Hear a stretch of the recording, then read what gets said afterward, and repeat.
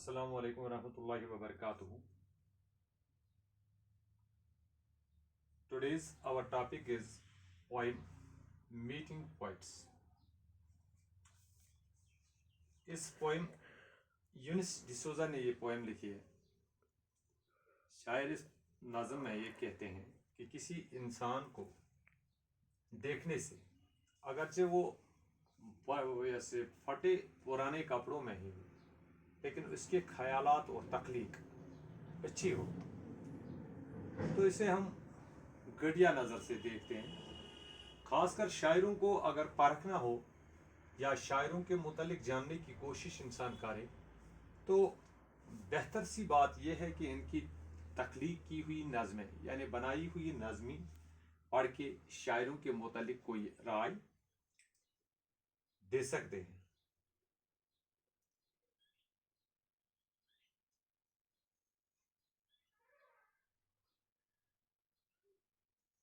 तो आज की इस नज़म की शुरुआत हम करेंगे। Meeting points I am disconcerted sometimes by the color of their socks, the suspicious of a wig, the wasp in the voice, and an air, sometimes a dankness.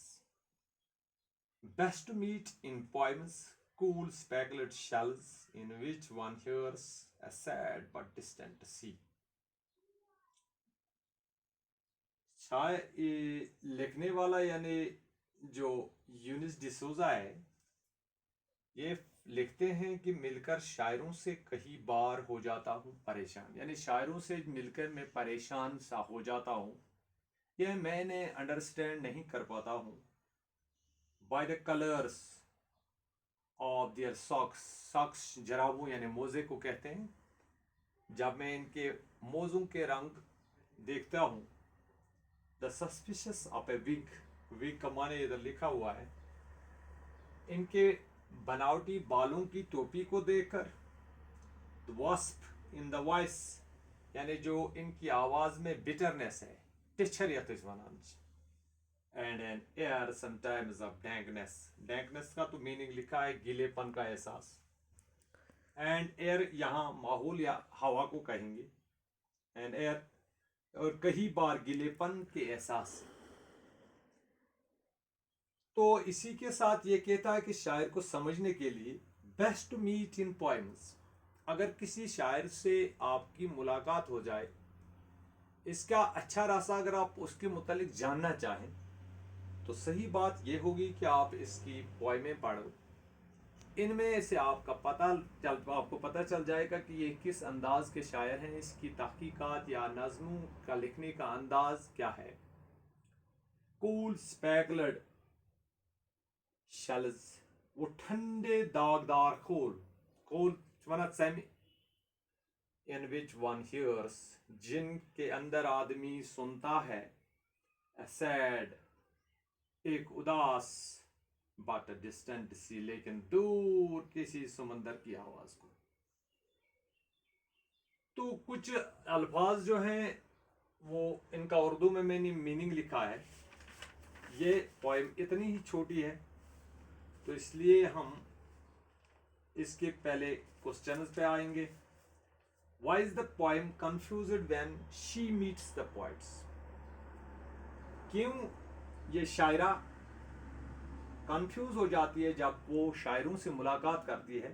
तो इसका आंसर है बिकॉज शी ट्राइज टू जज them for their appearance and from there lifestyle. It is not necessary that poet who looks shabby can create great works of art. To know a poet truly, we should read his poetry. Question number 2 है, what is the best way to know poets? शायर ने क्या कहा कि अच्छा रास्ता कौन सा है कि एक शायर के मुतालिक हम जान जाएं? The best way to know the poet is to read their poetry. बेहतरीन तरीका वो है कि शायर के मुतालिक अगर आप जानना चाहें तो इसकी शायरी को पढ़ो या इसकी शायरी को समझो। तो दूसरे क्वेश्चन का ये आंसर हुआ। इसके साथ ही तीसरा क्वेश्चन है, what does the poet compares the poet with? शायर ने इस शायरा ने शायरों को किस से मुवाजना किया The poet compares the poets with cold speckled shells in which one can hear the sound of sad but distant sea. तो लास्ट क्वेश्चन है, explain the phrase wasp in the voice. इसमें एक फ्रेज इस्तेमाल हुआ है, यानी मुहावरा इस्तेमाल हुआ, वास्प इन द वॉइस. तो इस वन कश्रिस मन जबान हज करवाहट. Here wasp in the voice means bitterness in the speech of the poet. Use हसा एम सिंदिस अत शायरी मज टिछर आसान छु, अगर चे कुन सातन ये टिछर अत मज बयान करान छु, तो इसी को वास्प इन द वॉइस कहा गया है. तो इसके बाद आता है ग्रामर वर्क, वो हम इंशाल्लाह कल करेंगे. तो आज के लिए इतना काफ़ी है. किताबें घर में खोलिए, और जिन लड़कों के नंबर्स हमारे पास नहीं है, जिन जिन तक ये चीज़ नहीं पहुंचती है, आप इनका हेल्प कीजिए. जो हम सारे लड़के हैं, गरीब हैं, तो जिन जिन लड़कों ने इस चैनल को सब्सक्राइब किया है, जिन्होंने इससे इस्तिफ़ादा किया, तो वो अपने दोस्तों, अपने भाइयों को इस मुसीबत की घड़ी में मदद करे, ताकि वो भी आगे जाए. इसके साथ ही आज का ये टॉपिक यहीं पे ख़त्म करते हैं. खुदा हाफिज़.